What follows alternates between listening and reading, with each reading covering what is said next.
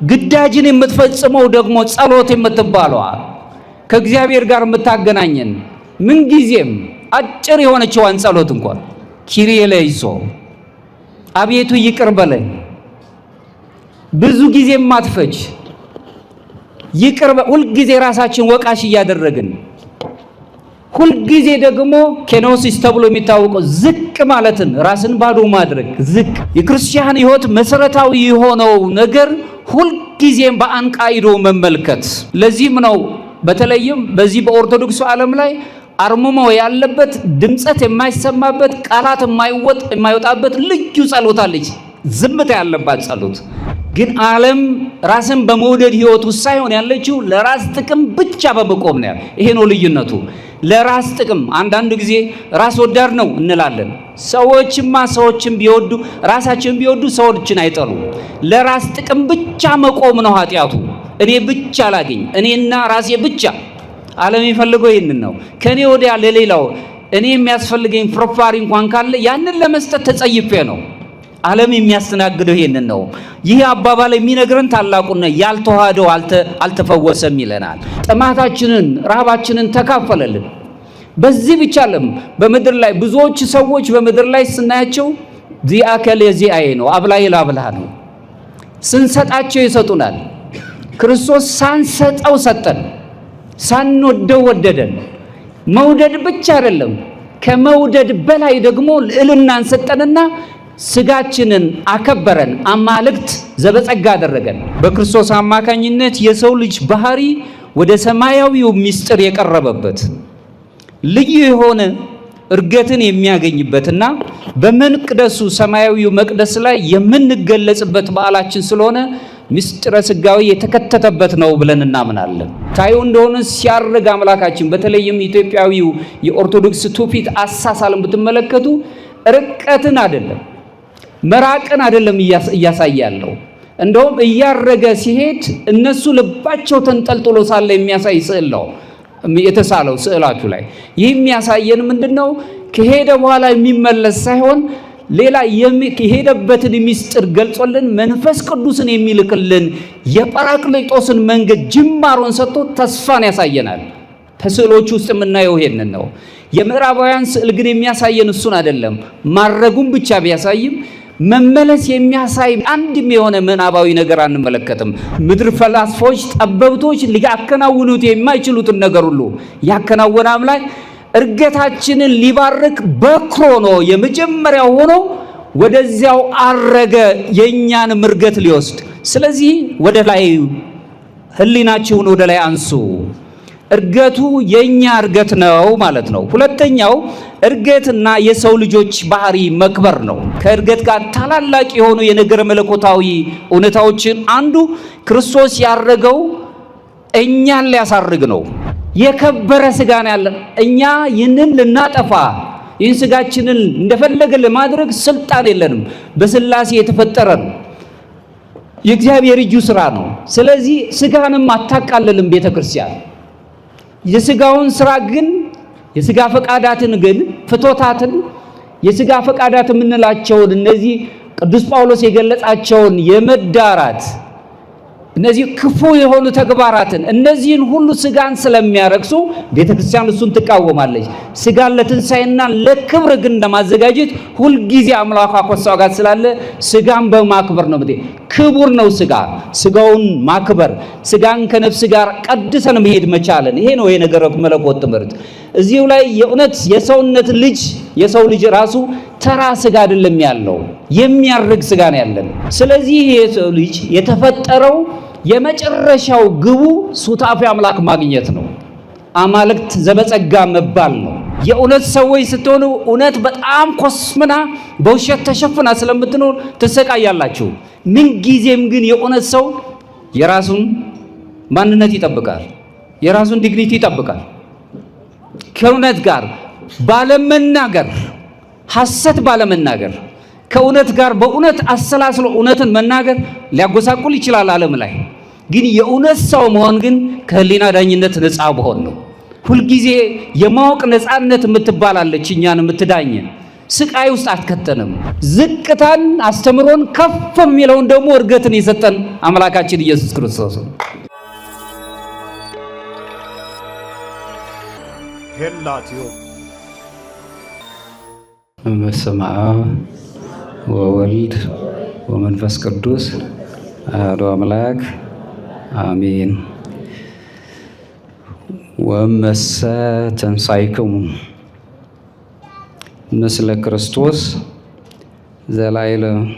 ዘላዕሉ ህሱ። የተከበሩ አባታችን የዚህ የሁለቱ ካቴድራል ዋና አስተዳዳሪ መልአከ ብስራት መልአከ ወባው መምህር መልአክ፣ እንዲሁም የቤተ ክርስቲያናችን ታላቅ አባት፣ የመንጋው ጠባቂ፣ የልማት አባት፣ በተለያዩ መልኩ ሁላችሁም የምትገነዘቡ ይመስለኛል። በፊት የነበሩበት ቦታ ትልልቅ ነገሮችን የሰሩ አባት እንደሆነ አውቃለሁ። እንዲሁም ደግሞ አሁን ትልቅ ካቴድራል እናንተ ነው ለማስተዳደር ወደዚህ ነው የመጡት እና በማየቴም ደስ ብሎኛል።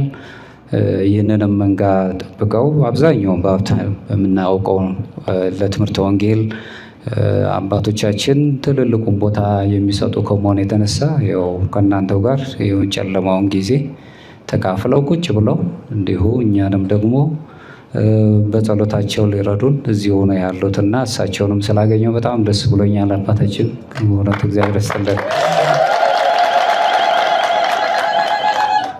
ቀላልም አይደለም የቤተ ክርስቲያን ስርዓት፣ በተለይ በዚህ በኦርቶዶክሱ ዓለም ላይ የቤተ ክርስቲያን ስርዓትን ስርዓታዊ የሆነች ቤተ ክርስቲያን ስለሆነች ስርዓት መጠበቅ አለብን እና የቤተ ክርስቲያን መልአክ ተመላክ አለቃ ሆነ ነው የሚለው እና ለቤተ ክርስቲያን ስርዓት የመንጋው ጠባቂ እስከሆኑ ድረስ ቤተ ክርስቲያንን የሚመሩ የሚያስተዳድሩ እሳቸውና በተቻለ አቅም ክህነት ትልቅ ስለሆነ መከባበር ታላቅ ነገር ነው፣ ማክበር አለብን።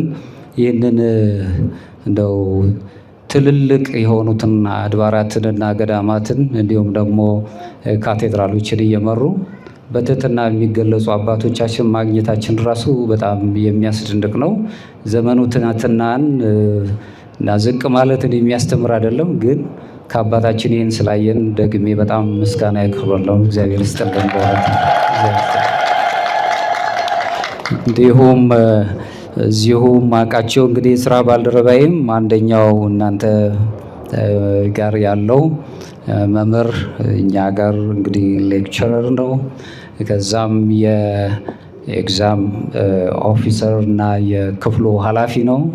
መምህር ቃላ መስገቡ ከዚሁ ጋር አብረን የስራ ባልደረባይ ስለሆነ እንደው በነገረኝ ጊዜ እስቲ እሞክራለሁኝ፣ ጊዜው እንኳን የተጣበበ ነው፣ ለማንኛውም እሞክራለሁ ብዬ ነው። ግን ስለመጣው ደስ ብሎኛል። እዚሁ አጋጣሚ ደግሞ መምህር ጌራም አሉ፣ የትምህርት ቤታችን ከአንድ አካል ናቸው።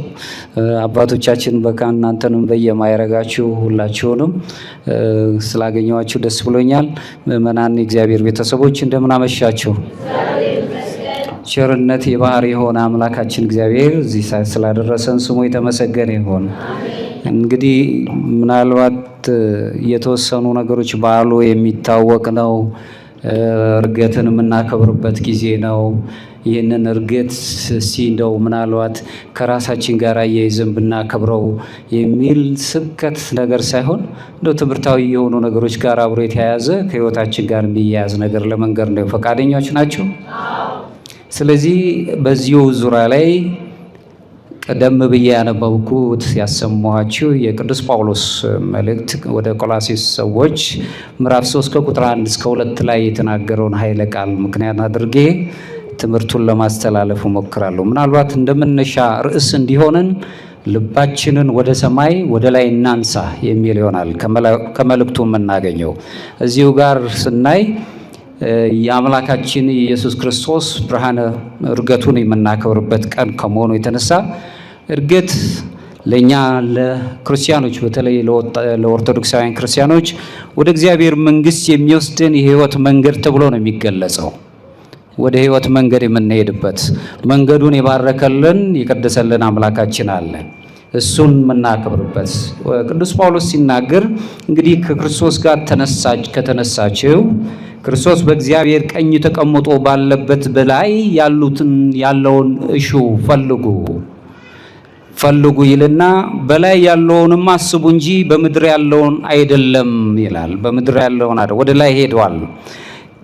ወንጌላዊ ዮሐንስ ደግሞ በምዕራፍ 14 ከቁጥር 2 እስከ 3 ላይ በወንጌሉ ሲገልጽ በአባቴ ቤት ብዙ መኖሪያ አለኝ አለ አምላካችን።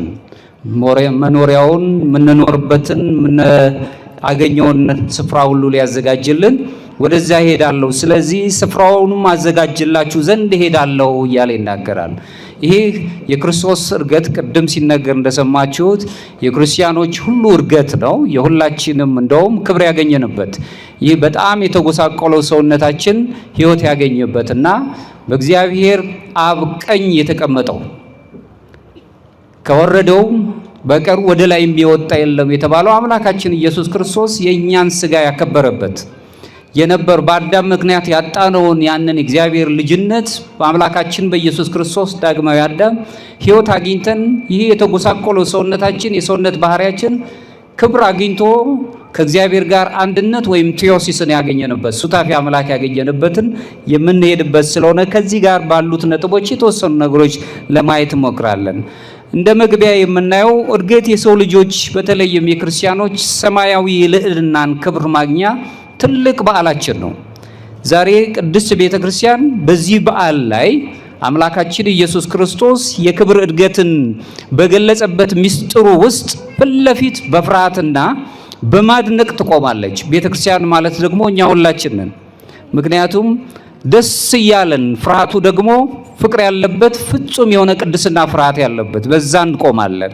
ከትንሣኤው በኋላ እንደሚታወቀው ከትንሣኤው 40 ቀን በኋላ አምላካችን ኢየሱስ ክርስቶስ ደቀ መዛሙርት እያዩት ዓይናቸውን ሰቅለው ወደ የናፈቁት እያዩት ከነሱ ሲሄድ ይህን እንደሄደ ደግሞ በክበበ መንግስቱ ይመጣል ብለው መላእክት የነገሩትን የምናከብርበት በዓል መላእክቱም በክብረ መንግስቱ የተገለጸበት መለኮታዊ ክብሩን የገለጸበት በክብሩም ደግሞ ወደ ላይ እየወጣ ሳለ በመለኮታዊ ስልጣን የባረካቸውን ቀን ስለምናስብ ለቤተ ክርስቲያን ትልቅ የፍቅር ፍርሃትን የምትፈራበትና ደስ ብሏት የምታደንቅበት በዓል ስለሆነ የሉቃስ ወንጌል ምዕራፍ 4 ከቁጥር 50 እስከ 51 ድረስ የሚያስረዳን ይሄንን ነው። ስለዚህ ይህም በዓል ትልቅ የክርስቲያኖች ሁሉ በዓል አድርገን እናከብረዋለን። እርገት ማለት ክርስቶስ ከምድር ተለይቶ መሄድን ብቻ አይደለም የሚያሳየን፣ ይልቁንም የዳነው ይሄ የኛ ሰውነት የሰው ልጆች ተፈጥሮ በሰማይ የነገሰበት በዙፋኑ የተቀመጠበት ታላቅ የሆነ የበዓላት ሁሉ በዓል ሆኖ የምናገኝበት በክርስቶስ አማካኝነት የሰው ልጅ ባህሪ ወደ ሰማያዊው ምስጢር የቀረበበት ልዩ የሆነ እርገትን የሚያገኝበትና በመቅደሱ ሰማያዊው መቅደስ ላይ የምንገለጽበት በዓላችን ስለሆነ ምስጢረ ሥጋዌ የተከተተበት ነው ብለን እናምናለን። መጀመሪያውን ጊዜ የምናየው ነው በእግዚአብሔር ፊት በዙፋኑ ፊት የምንገለጽበት በዓል ስለሆነ ምስጢራዊ የሆነው የምስጢረ ሥጋዌው ትምህርትን በረቂቃዊ መልኩ እንረዳበታለን። ይህ ምስጢር የነገረ መለኮት በተለይም የኦርቶዶክስ ነገረ መለኮት ትምህርት ውስጥ ማዕከላዊ ስፍራውን ይዞ ነው የሚገኘው። ምክንያቱም የክርስቶስን መምጣት ከልደት ጀምረ ነው ወይም ከብስራት ጀምረን በልደት የምናገኘው በጥምቀት ያየነው ከኛ ጋር ከኃጢአት በስተቀር ሁሉን ነገር አድርጎ የሰው ልጆችን ያከበረበትን በዚች በምድር ላይ ሲያስተምር ድዊ ሲፈውስ ሙተን ሲያስነሳ ከቆየም በኋላ ሰዎች አሳልፈው ሰጥተውት በመስቀል ላይ ያለው ድነትን የምናገኝበት የሰውነት ክብር በጣም ጎልቶ የታየበት ሰውነት ክብር ያገኘበት በሱ ቁስል እኛ ተፈወሰን የተባለ ደመግቡ ያልሆነው አምላካችን ኢየሱስ ክርስቶስ በደም ተሰልቦ በደም ታጥቦ እኛን ደመግቡ ያደረገን አምላክ ከዛም በመቃብር አድሮ ከ3 ቀን በኋላ ከ3 ቀንና ሌሊት በኋላ ግን በትንሣኤው ተገልጾ በሰውኛው ቋንቋ የማይረዳ ትንሣኤያችንን የገለጸልን ሞታችንን ያጠፋልን በኋላው 40 ቀን ሙሉ ቆይቶ እርገቱን ያሳየን ወደ ሰማይ እንድንሄድ ያሳየን የስጋዊ የምስጥረ ስጋዊ ወይም የሥላሴ ልጅነት አግኝተን ሱታፊ አምላክ የምናገኝበትን ምስጥረን ማዕከላዊ ስፍራ አድርጎ የገለጸልንን በዓል ስለምናከብር እኛ ክርስቲያኖች በጣም ትልቅ በዓል ብለን እንወደዋለን፣ እናከብረዋለን። በክርስቲያኖች አማካኝነት እንግዲህ በራሱም በክርስቶስ አማካኝነት ይሄ ልዩ ምስጢር የሆነው የእግዚአብሔር ልጅ የሆነው አምላካችን ኢየሱስ ክርስቶስ በሰው ልጆች መካከል ለመኖር ብቻ አይደለም በእርገቱ የተገለጸው፣ ነገር ግን የሰው ልጅ ከእግዚአብሔር ጋር ወደሚኖረው ልዩ የሆነ ሱታፊ አምላክ ሰዎች በጣም ግራ ይገባቸዋል። በተለይም የምዕራቡ ዓለም ስለ ሱታፊ አምላክ ሲነሳ እጅግ ይረቃቸዋል። ሱታፊ አምላክ እንዲያውም ቅዱስ ጴጥሮስ ሲናገር በመልእክቱ ላይ የመለኮት ባህሪ ተካፋዮች ትሆኑ ዘንድ ነው የሚለን። ይህ ማለት እሱ አዳም ከኛ እንዳንሆነ እንዳለው ዘፍጥረት ላይ እንደሚነግረን አምላካችን እግዚአብሔር እንድንመስለው የምንመስለው በጸጋ ነው። የጸጋ አማልክት በስጦታ ነው፣ በባህሪ አይደለም። በስጦታ አማልክት ዘበጸጋ የሚያሰኝንን ክብር ሰጥቶን ሱታፊ አምላክ የምናገኝበትን ሕይወት ትልቅ የተገለጸበት የአንድነት ማዕረግ የታወቀበት ስለሆነ አምላካችን ሲያርግ የኛንም እርገት ያበሰረበት መሆኑን እንረዳለን። ሐዋርያነ አበው በመጀመሪያው ክፍለ ዘመን አካባቢ የነበሩት ሐዋርያነ አበው ሲናገሩ በተለይም የእርገቱን ትምህርት ባስተማሩበት አንቀጻቸው ላይ የክርስቶስ እርገት ይላሉ የኛ የሰዎች ልጆች የከፍታዎች ሁሉ ከፍታ ነው የሆነው ክርስቶስ በክብር ቀደም ብሎ ከሄደ በኋላ ክብራችንን ከቀደሰልን በኋላ አካሉ የሆነችውን ቤተክርስቲያንም በተስፋ እንድትከተለው ጠርቷታልና ይላል። እኛ ክርስቲያኖች የእግዚአብሔር ቤተክርስቲያን ዘክርስቶስ ነው የምንባለው። አካሉ የሆነችውን ቤተክርስቲያን እሱ ካረገ በኋላ ክብሩን እንዲወርሱ መንግስቱን እንድናገኝ የክብር ዙፋን እንድናገኝና በአምላካችን ፊት ከብረን እንድንታይ እንዲሁ እሱ እርገቱን ባርኮ ከሰጠ በኋላ ቤተክርስቲያንን እንዲሁ ጠርቷታልና ብለው ያስተምሩናል።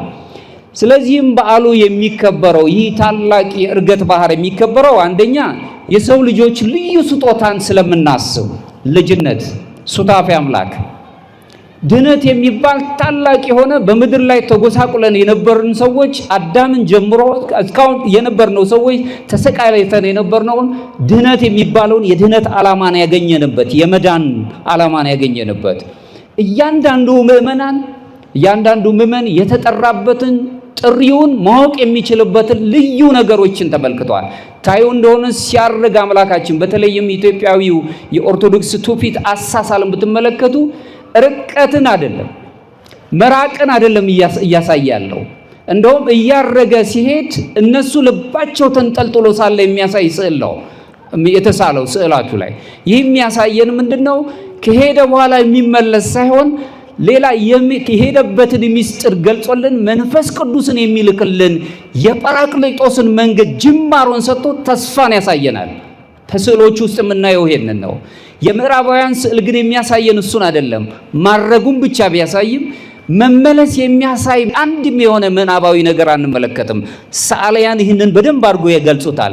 ስለዚህም ነው ይህንን ስንረዳ ቤተክርስቲያን በሥርዓተ ቅዳሴዋችን ውስጥ በተለይም ደግሞ እኛ ኦርቶዶክሳውያን የሥርዓተ ቅዳሴ ሥርዓተ መለኮት ተከታዮች ነው የምንባለው። በዚህ ውስጥ ስንጸልይ የምንጸልያቸው ጸሎቶች አለ። በታላቅ ድምፅ እንጮሃለን። ልባችሁን ወደ ሰማይ ወደ ላይ አንሱት። መነሻ ርዕሴ እሱ ስለሆነ በዚህ በቅዳሴ ዮሐንስ አፈወርቅ ላይ ላይል ይኩን ህሊናክሙ በሰማይ ያሉ ልብክሙ ይላል።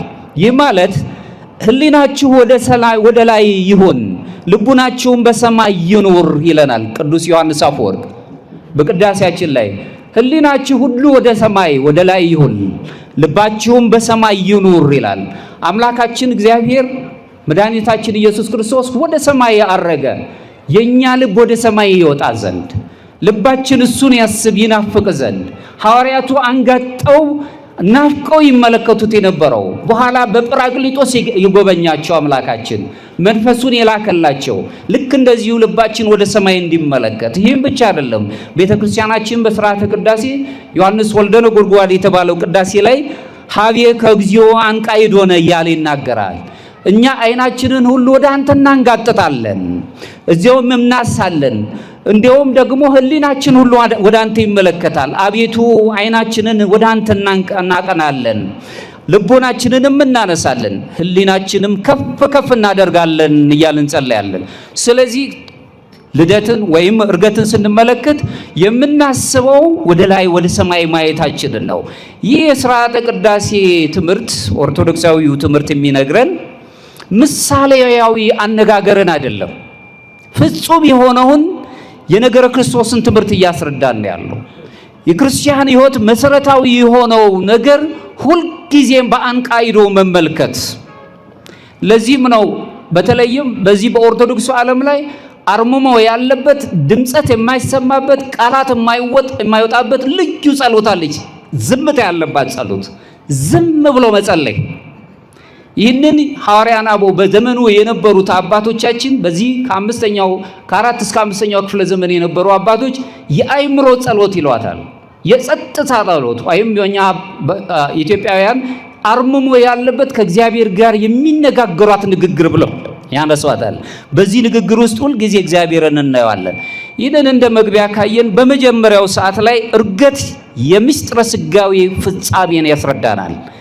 የነገረ መለኮት ትምህርት ውስጥ የምንረዳው እርገት በምስጢር ውስጥ ሲገለጽ ሥጋዌን ሰው የመሆንን ምስጢር ተለይቶ የሚታወቅበትና ክብር ያገኘንበት ከኛም ከሥጋችን ሥጋ ከነፍሳችን ነፍሶ ከቅድስት ድንግል ማርያም ተወለደ፣ ሥጋችንን አከበረው። በእርገት ግን አልተወውም፣ ከፍ አደረገው፣ በአብ ቀኝም በዙፋኑ ታየ፣ ተቀመጠ ይለናል። አዳም ተዋርዶ የነበረው በዳግማዊው አዳም በክርስቶስ ክብርን አገኘን። የተዋረደው የአዳም ሥጋ በክርስቶስ ሥጋ በመልበሱ ምክንያት እኛ ሁላችንም መልካም የሆነውን ህዳሴ ያገኘን። ተጨማዶት ጎስቆሎ የነበረው ሰውነታችን ክብርን አገኘ። አሁን የምንኖረውን መጎሳቆል አትዩ፣ በኋላ ጊዜ የምናገኘውን ክብር እንመለከታለን። ይህንን እናያለን። ቅዱስ አትናቴዎስም ሁልጊዜ በተለመደው ነገረ ምስጢር ቋንቋው ላይ ሲናገር እኛ አማልክት ዘበጸጋ እንባል ዘንድ አለ። እኛ የሰው ልጆች አማልክት ዘበጸጋ እንባል ዘንድ በጸጋ ማለት ነው፣ በስጦታ ማለት ነው፣ በመለኮታዊ ስልጣን አይደለም። እኛ የመለኮት የጸጋው ልጆች እንደሆነን እንድንባል ዘንድ ራሱ መድህን ዓለም ክርስቶስ ቃል ወልደ ኢየሱስ ክርስቶስ ወልደ እግዚአብሔር ኢየሱስ ክርስቶስ ሰው ሆነ አለን። ሰው ሆነ። ይህ መሰረታዊ ትምህርት በሐዋርያን አበው ትምህርት ውስጥ በጸጋ መለኮታዊ ባህሪን ተካፋዮች መሆናችንን ያስረዳናል።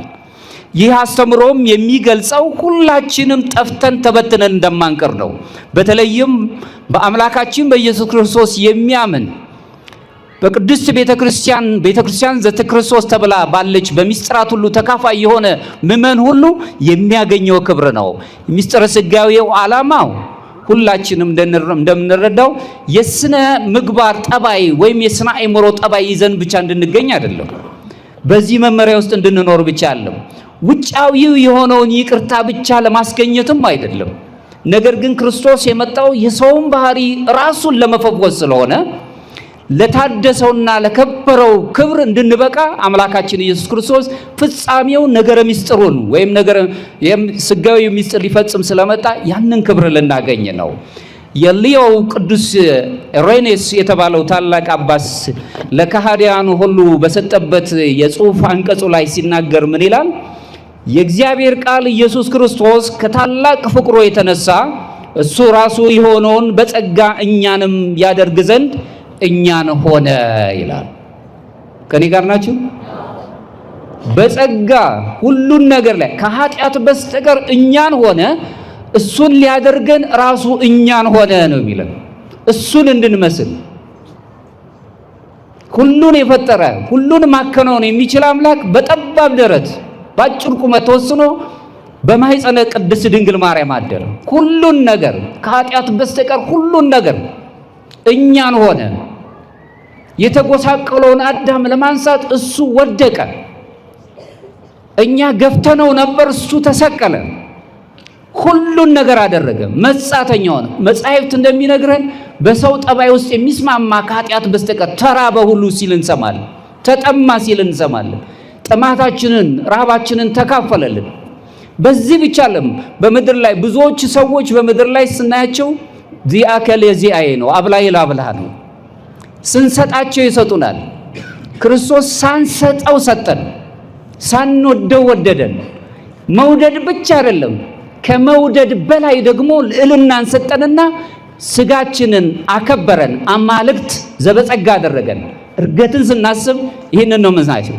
ሚስጥረ ስጋዌ ሚስጥረ ጥምቀት ይህንን ሚስጥረ ስጋዌ የምንለውን ታላቁን ሚስጥር የተፈጸመበትን ልዕልና እናያለን። ቅዱስ ኢሬኔስ የሚያስረዳን ነው። ይህ እዚህ ላይ የምናየው በራሱ አምላካችን ኢየሱስ ክርስቶስ ወደ ራሱ የወሰደንን የነገር መለኮት ሚስጥርን እንረዳበታለን። በዚህ ውስጥ ክርስቶስ የሰው ልጆችን ታሪክ ሙሉ በሙሉ ነው የቀየረው።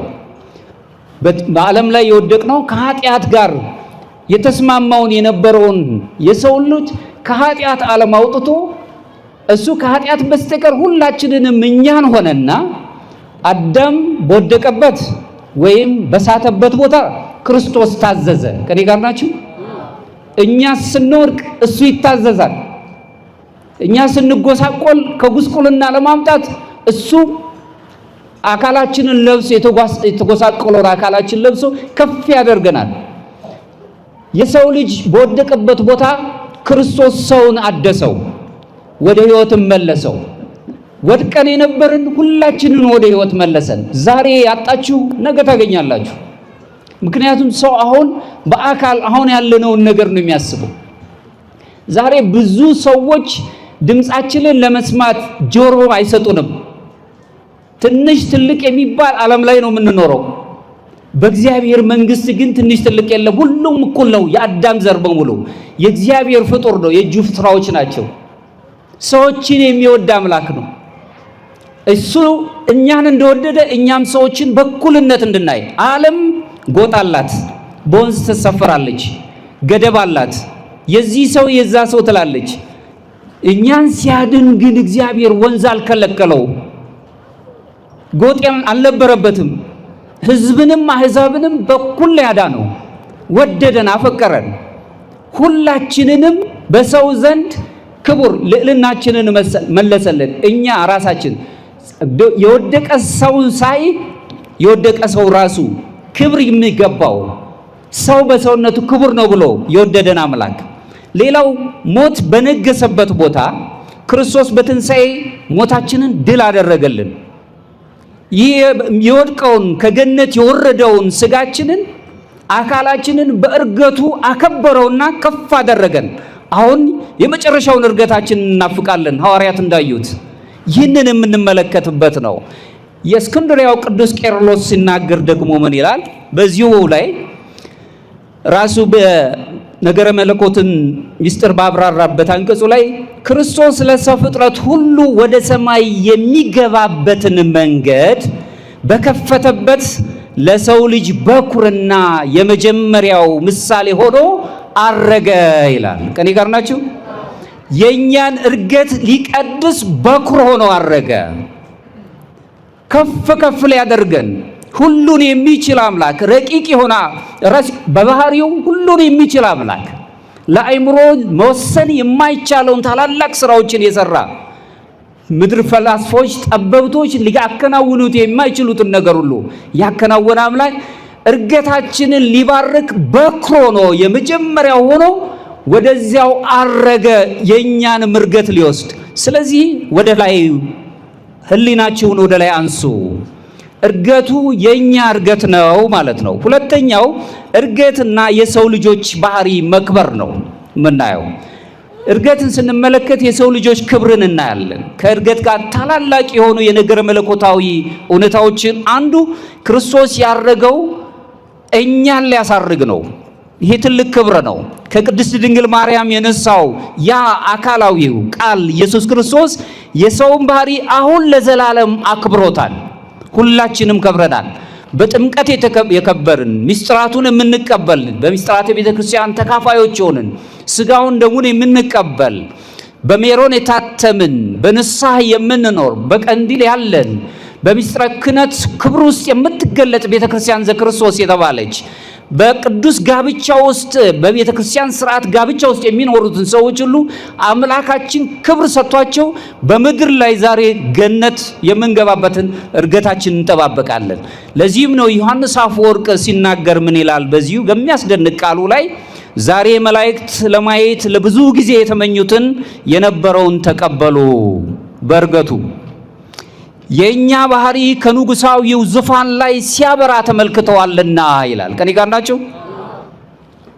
የለበሰው የተዋሃደው በተዋሂዶ የከበረው ክርስቶስ በቀኙ በእግዚአብሔር አብ ቀኝ ተቀምጦ ሳይሆን መላእክት ለረጅም ጊዜ ሲናፍቁትን የነበረውን የኛን ክብር አብርቶ ስላዩ ተደነቁ ብሎ ቅዱስ ዮሐንስ አፈወርቅ ይናገራል።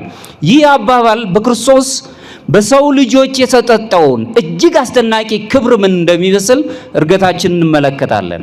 ሐዋርያን አበው ክርስቶስን ከትንሣኤ በኋላ ያልተወለደ ይልቁንም ለዘላለም ያልተጠበቀ አድርገው አይደለም የሚገልጹት። እጅግ የሆነ ረቂቅ የሆነ ምስጢር ነው የሚናገሩት።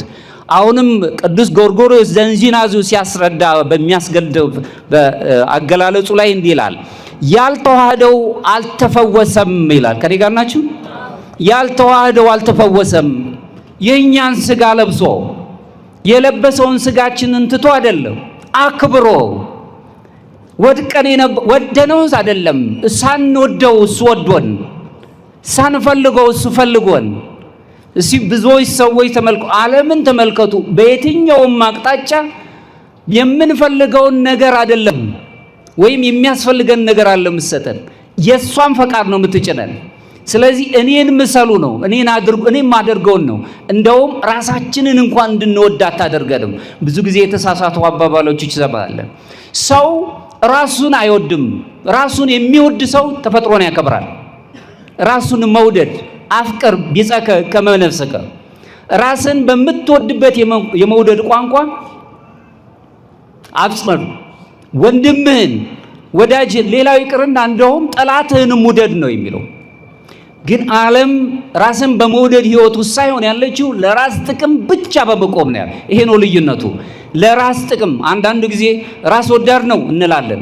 ሰዎችን ቢወዱ ራሳቸውን ቢወዱ ሰዎችን አይጠሉ። ለራስ ጥቅም ብቻ መቆም ነው ኃጢአቱ።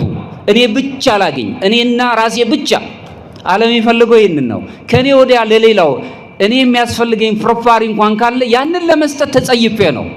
ዓለም የሚያስተናግደው ይሄንን ነው። ይህ አባባል የሚነግረን ታላቁና ያልተዋሃደው አልተፈወሰም ይለናል። ክርስቶስ እነዚሁ የተዋሃደው ምንድነው ካልን የኛን ስጋ ተዋህዷል። እንዲያውም ነፍሳችን ከነፍሷ ነፍስ የነሳው ይሄንን እናያለን። ስለዚህ የኛን የባህሪ በሙሉ ከኃጢአት በስተቀር ገንዘብ አድርጎ ሕይወትን ሰጥቶን ወደኛው መጥቶ ካከበረ ነው በኋላ ሕይወትን አግኝተናል። ይሄውም ኤጲፋኖስ የተባለው ቅዱስ ኤጲፋኖስ ታላቁ አባት ሲናገር ምን ይላል? ያዳነውን የሰውን ባህሪ የድሉንም ዓላማ ወይም አክሊል ወደ ሰማይ ይዞት ወጣ ይላል። ከኔ ጋር ናችሁ? የኛን ስጋ ይዞት ወደ ሰማይ ወጣ፣ አከበረው። ያዳነውን የኛን አካል ያነጻውን ልጅነት የሰጠውን በጥምቀት የከበርንበትን ያመንበትን። ስለዚህ በእኛ አካል ላይ ስልጣን የለንም ማለት ነው። አንትሙ ታቦቱ ለእግዚአብሔር ነው የምንባለው።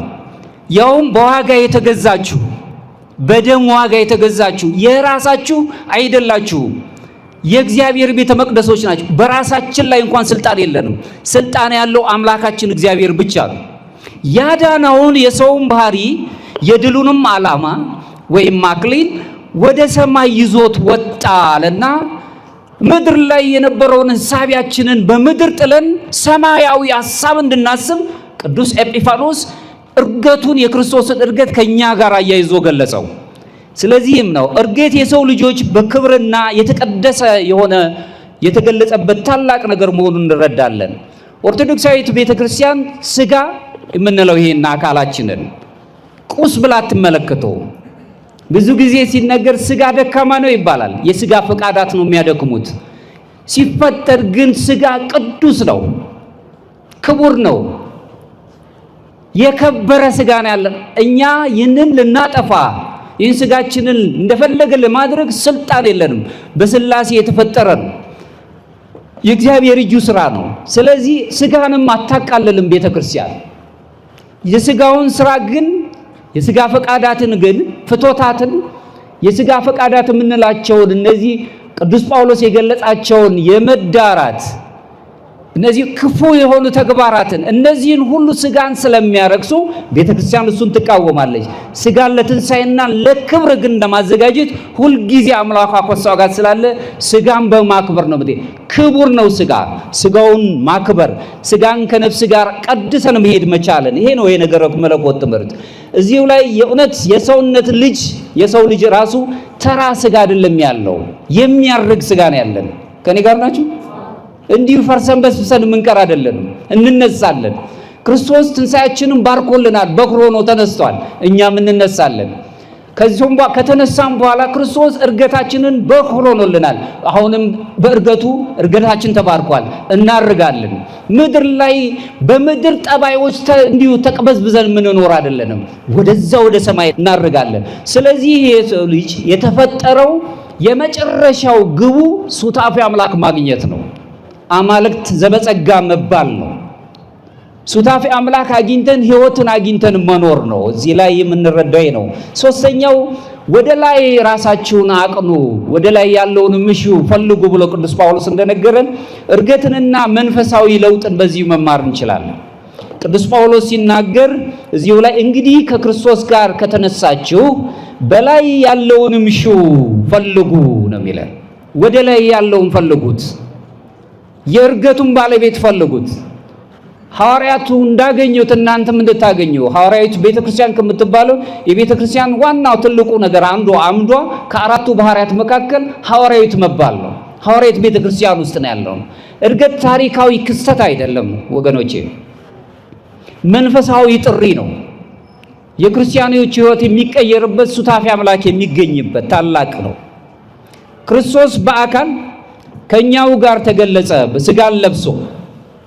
ምእመናን ክርስቶስ እንዳረገ ሁሉ ክርስቶስ በመለኮታዊው ጥበቡና በመለኮታዊ ጥበብ ሁሉም በሚችለው እኛን አክብሮ ወደ ሰማይ እንዳረገ ምእመናን ዛሬ በመንፈስ ማድረግ ይጠበቅብናል ማለት ነው። በመንፈስ ማድረግ ሁልጊዜ እግዚአብሔርን ማሰብ።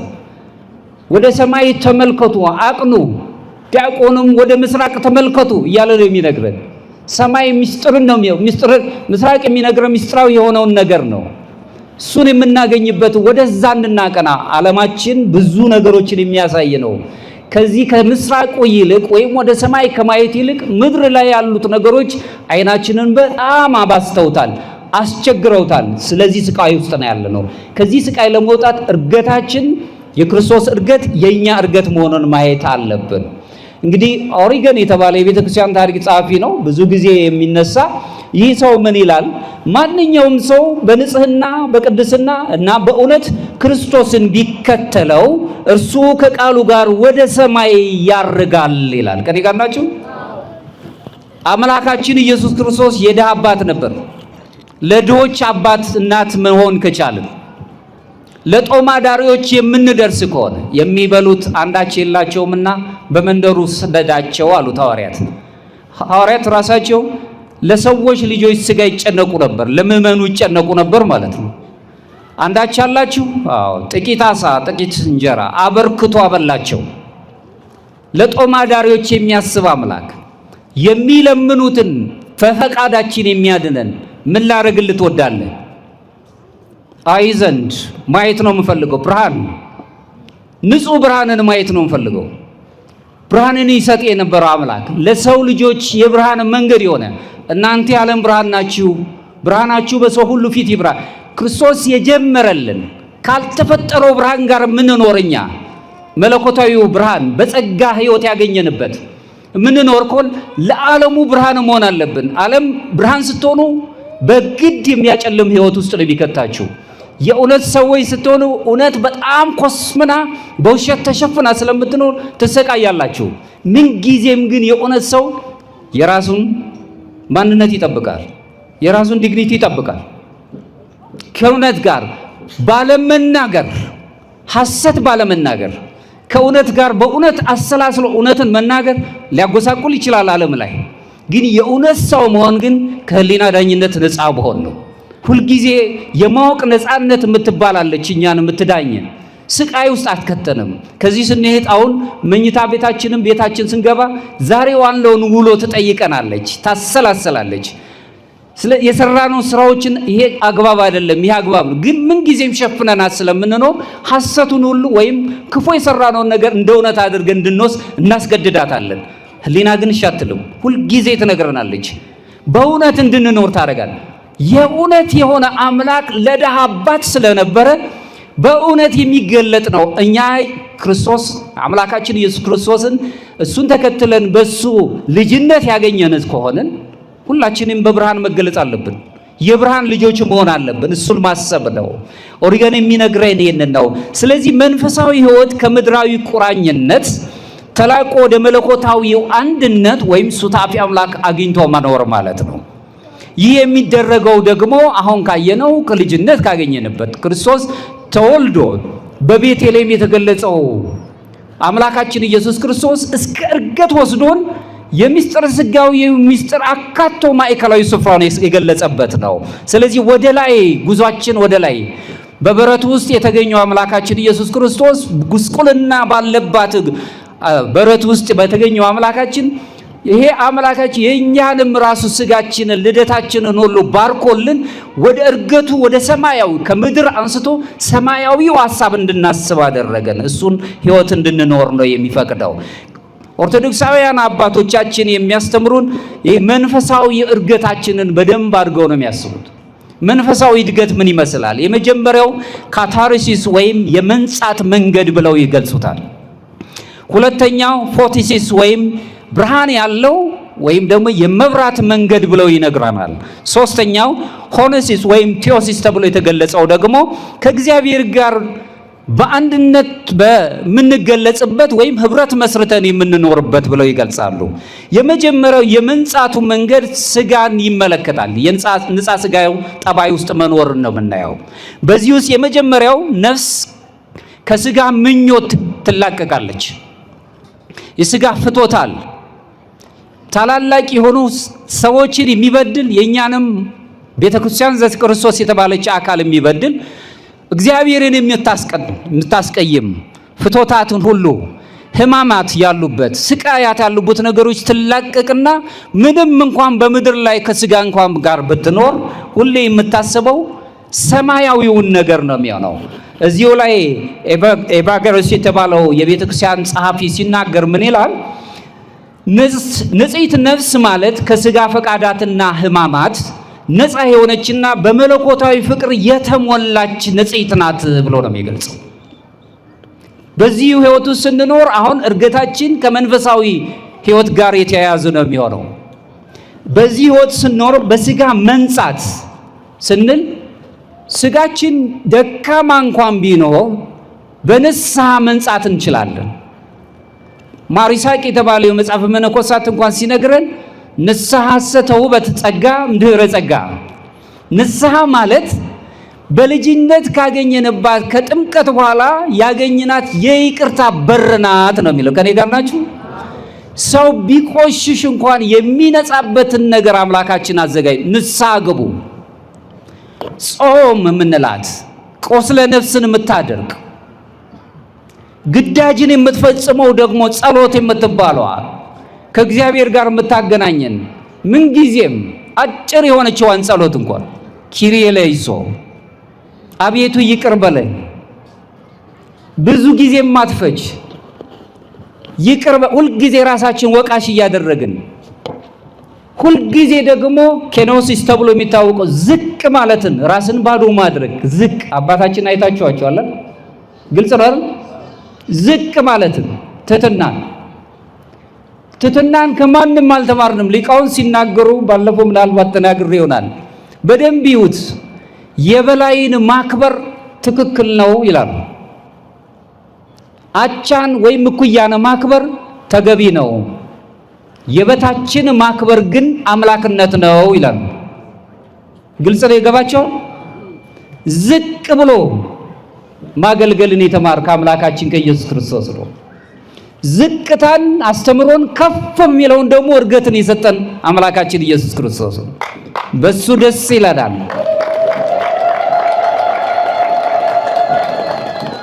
ዝቅ ማለት ትሁት መሆን ዓለሙ እንኳን ባይፈልገው ቢረቅጠንም ግድ የለም ዝቅ ማለትን መልመድ።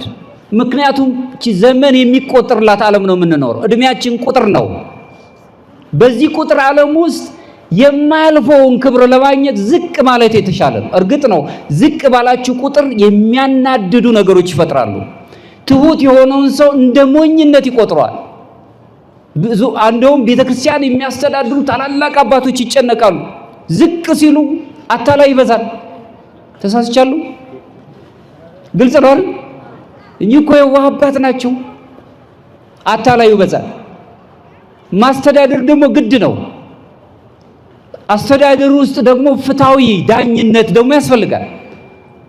እመኒ እመኒ አልቦ አልቦ ማለትም አለ። እውነቱን እውነት ሐሰቱን ሐሰት ማለት የለም አይገባም ሲል ያኛው ይከፈዋል።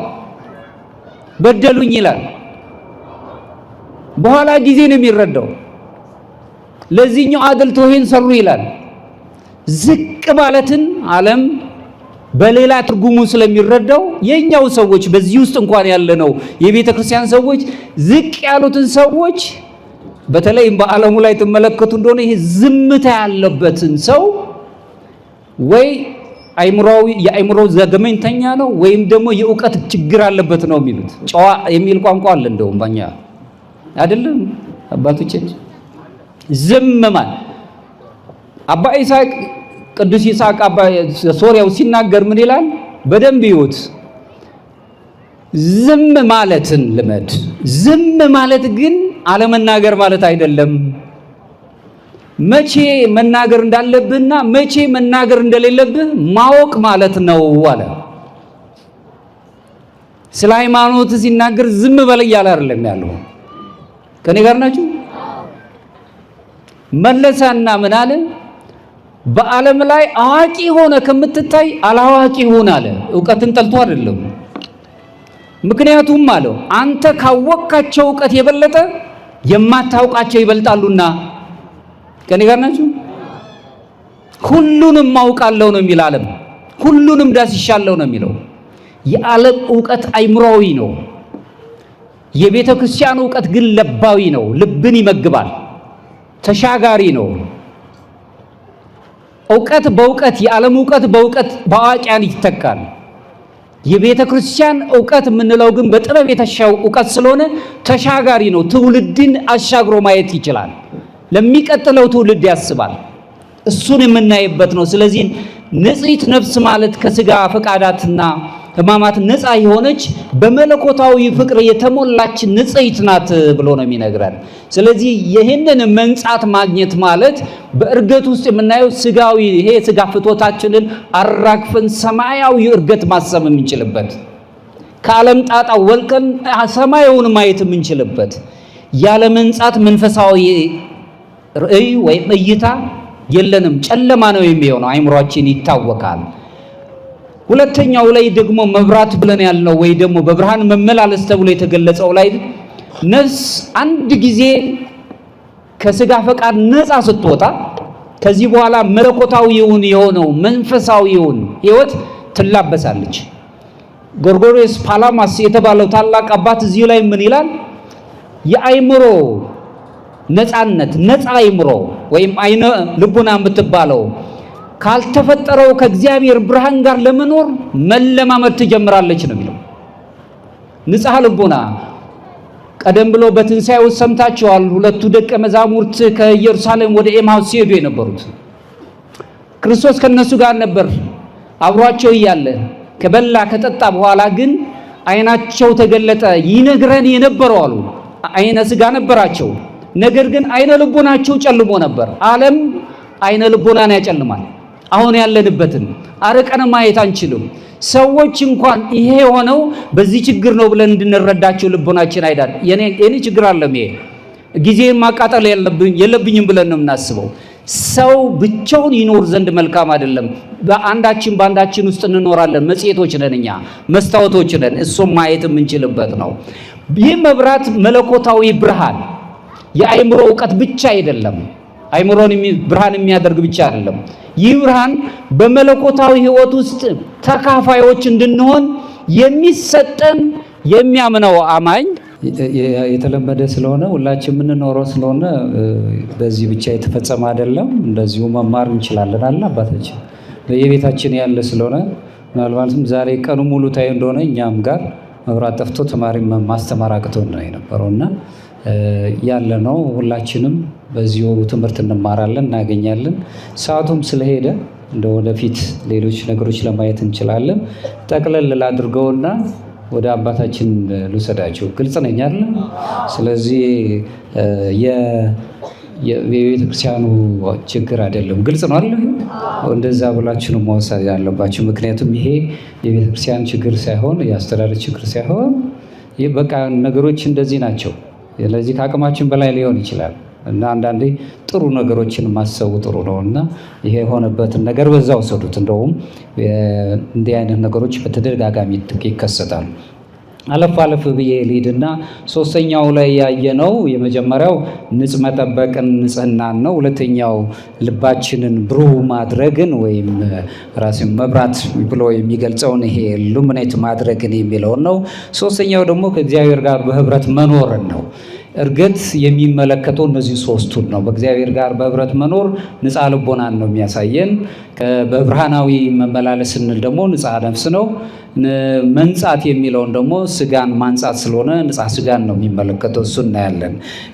ከዚህ በኋላ እርገቱ ከ10 ቀን በኋላ ደግሞ የእርገቱ ዕለት አምላካችን ኢየሱስ ክርስቶስ የነገረን የእግዚአብሔር መንፈስ ቅዱስ መመለስና መምጣት እኛን እንዴት እንደሚባርከን የሚያሳይበትን ነገር እናያለን። ቅዱስ ጎርጎርዮስ ዘኒውሲስ ሲናገር ምን ይላል? በመንፈስ ቅዱስ አማካኝነት ወደ ገነት እንመለሳለን፣ ወደ መንግሥተ ሰማያትም እንወጣለን፣ ወደ ልጅነትም ማዕረግ እንመለሳለን ይላል። ከኔ ጋር ናችሁ? ወደ ልጅነት ማዕረግ ለመሄድ ቅድም እንዳልኩት ህሊናችን ወደ ሰማይ ማየት አለበት ማለት ነው። ወደ ሰማይ ብዙ ጊዜ ወደ ምድር አይተናል፣ ወደ ጎንም ወደ ኋላም ተመልክተናል። ብዙ ያልተሟሉ ነገሮች ናቸው። ወደ ሰማይ ማየት አባቶች ወደ ሰማይ አይተው ሁሉ ነገር ተከናውኖላቸዋል። እሱም ማየት ነው። እርገት ደግሞ ፍጹም የሆነ የሰው ልጆች ተስፋ ነው። ለዚህም ነው እንግዲህ በተስፋ ሁላችንም ስለምናይ አውግስቲን የተባለውም አባት ሲናገር ምን ይላል? ልባችን በአንተ ውስጥ እስካላረፈ ድረስ እረፍት የለውም ይለናል። ከኔ ጋር ናችሁ? በብዙ መልኩ እረፍት ያጣንበት ነገር ቢኖርም ልባችን በሱ ሲሆን ያሳርፈናል። በእርገት የተገለጸው በኩር የሆነን አምላካችን ለእርገቱ በሱ ውስጥ መኖራችንን ይገልጽልናል። እሱንም ማየት ነው። አሁንም ሶርያዊ ቅዱስ ይስሐቅ ሲናገር ምን ይላል? የመንግሥተ ሰማያት መሰላል በነፍስ ውስጥ ተሰውራለች ይላል። ከኔ ጋር ናችሁ? የመንግሥተ ሰማያት መሰላል ምናርግባት ምንወጣባት በነፍስ ውስጥ ተሰውራለች። የስጋ ፈቃዳት ሁሉ መውደቅ አለባቸው። አሁን እኔ ብቻ ልብላ ልጠጣ የምትለው መንፈስ መቅረት አለበት። እኔም ስበላ ሌላውም ያስፈልገዋል፣ እኔ ድምጼ እንደሚሰማ ሌላውም ያስፈልገዋል ብለን ማሰብን። ስለዚህ ሁላችንም ልባችንን ወደ ሰማይ ማንሳት አለብን። ወደ ሰማይ ስናነሳ በጸሎት ትሁት በመሆን በንስሐ ምስጢራተ ቤተ ክርስቲያን በመካፈል እንዲሁም ደግሞ ፍጹም በሆነው የመውደድ ኃይል የሚባለው ይሄ ከልቦና ላይ የተተከለ የመውደድ ኃይል የተባለው በፍቅር በመመላለስ ወደዛ የምንሄድ ከሆነ አምላካችን ኢየሱስ ክርስቶስ እሱ ሕይወቱን ጸጋውን የምናገኘውን የምንፈልገውን ነገር ሊሰጠን የታመነ ነው። በዚህ ውስጥ መኖር ስንጀምር እግዚአብሔር ወደ መንግስቱ ከፍ ያደርገናል፣ ሕይወትንም ይሰጠናል። እዚሁ ላይ ኤፌሶን ምዕራፍ 2 ከቁጥር 6 ላይ እስከ 7 አምላካችን በኢየሱስ ክርስቶስ ከእርሱ ጋር እንነሳለን፣ በሰማያዊም ስፍራ ከእርሱ ጋር እንቀመጣለን። እርገት ክብር ያገኘንበት ነው። በእግዚአብሔር አማልክት ዘበጸጋ የሚባለውን ክብር ያገኘንበት ነው። በትንሣኤው ትንሣኤያችን ተባርኳል። በእርገቱ ደግሞ እርገታችንን አግኝተን ዘላለማዊ የሆነውን መንግስቱን የምንወርስበት የክብሩ ወራሾች እንድንሆን እሱ ያስቀምጠናል። ቅዱስ ጳውሎስ የሚነግረን ነው።